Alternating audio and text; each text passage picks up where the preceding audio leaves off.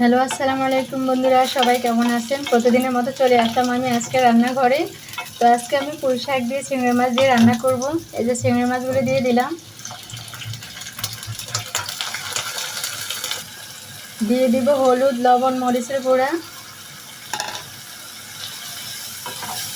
এখন আমি নেড়ে ছেড়ে পানি দিয়ে দিব।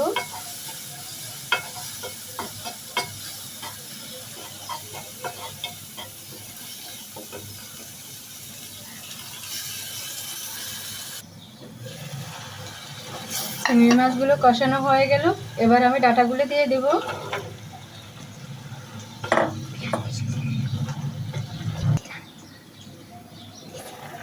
ডাঁটাগুলি বলক এসে পড়ছে, এবার আমি শাকগুলি দিয়ে দিব।